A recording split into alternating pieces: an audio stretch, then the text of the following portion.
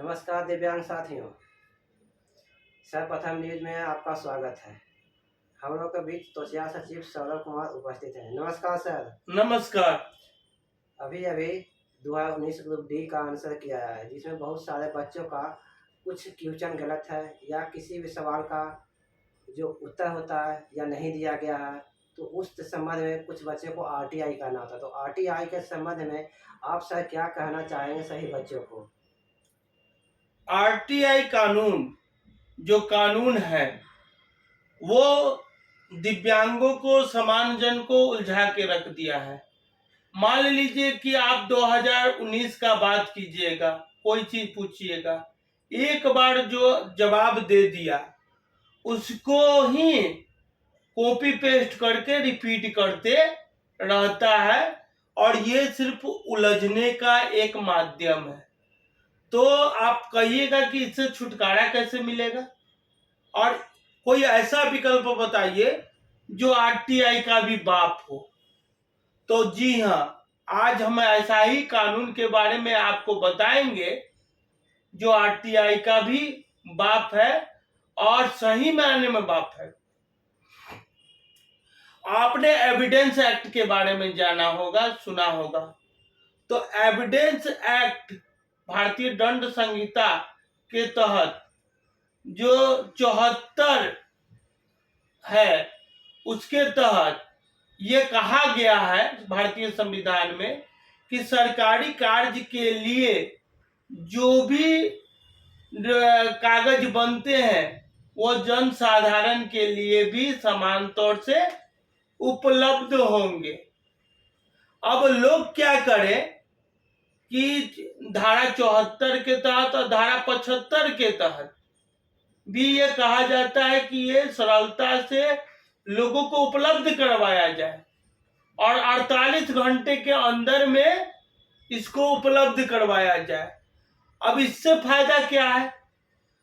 जब उसका जो प्रोसेस हुआ, रिजल्ट हुआ, आपका क्या रिजल्ट हुआ, आपका रिजल्ट कैसे निकाला गया, उसमें क्या क्या चीज किया गया और किस आधार पर निकाला गया, जब यह 48 घंटे के अंदर में आपको अक्षरशः प्राप्त हो जाएगा, तो आरटीआई कानून के तहत जो गोल मटोल जवाब आता है उस जवाब से तो दिव्यांग बच जाएंगे।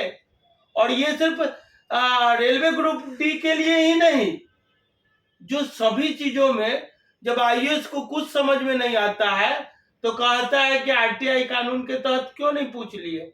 तो वहीं हम सबको समझाना चाहेंगे, क्योंकि लड़के कहते हैं कि आरटीआई का जवाब तो 1 महीना में आता है, और सर गोल मटोल एक गो आंसर को कई बार कई लड़कों के समक्ष वो खाली कॉपी पेस्ट करके और जो लड़का पूछता है उसका उस जवाब दे देता है। अगर साक्ष्य एक्ट या एविडेंस एक्ट के तहत वो मांगेगा तो कैसे कैसे प्रोसेस हुआ है, क्या क्या प्रोसेस हुआ है, शुरू से लास्ट तक किसी विभाग को देना पड़ेगा, और 48 घंटे के अंदर में आपको जवाब मिल जाएगा। उसके आधार पर आप आगे क्या प्रोसेस कर सकते हैं, आप कोर्ट में केस फाइल कर सकते हैं या कहीं भी आप न्याय के लिए गुहार लगा सकते हैं, और आपके पास सभी डॉक्यूमेंट होगा। मेरा यह जानकारी इसलिए दिए हैं कि आप ज्ञान के प्रति जागरूक रहिए। अगर आपके पास ज्ञान है ना, तो आपको कोई डगमगा नहीं सकता है।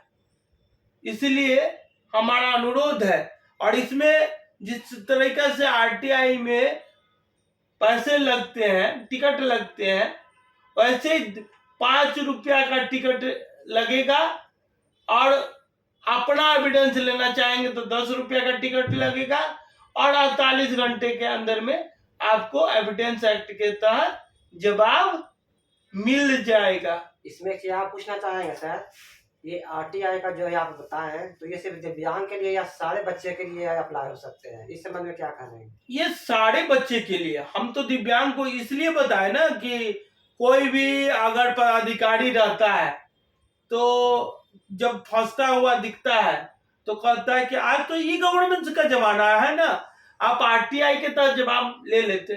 लड़का ये उस पदाधिकारी को नहीं बता पाता है कि आरटीआई के तहत जवाब मांगे थे, जवाब नहीं आया, 1 महीना बीत गया, 2 महीना बीत गया, और जवाब भी आया तो गोल मटोल आया। तो एविडेंस एक्ट के तहत अगर आप कीजिएगा तो शुरू से लास्ट तक क्या प्रोसेस किया, कैसे कैसे प्रोसेस हुआ, नोटिफिकेशन से लेकर आपका रिजल्ट तक सारा चीज वो क्लियर कर देगा। इसमें एक सवाल आप पूछना चाहेंगे, आरटीआई में जो फीस लगता है, जो जनरल बच्चे और दिव्यांग बच्चे दोनों को समान लगेगा या अलग अलग लगेगा? दोनों को समान लगेगा। आखिर ऐसा क्यों? दिव्यांग को छूट क्यों नहीं दिया जाता इसमें संबंध में? अब हर जगह दिव्यांग कानून लागू नहीं है। जहां जहां दिव्यांग अधिनियम में चर्चा है वहां वहां आपको छूट मिलता है। जहां जहां चर्चा नहीं है वहां वहां छूट आपको नहीं मिलता है। अब रह गया छूट की बात, तो इसके लिए आपको फाइट करना होगा, इसके लिए लिखना होगा। लेकिन हमको नहीं लगता है कि 10 रुपये का शुल्क कोई दिव्यांग नहीं चुका पाएगा। जी सर, जानकारी देने के लिए धन्यवाद सर।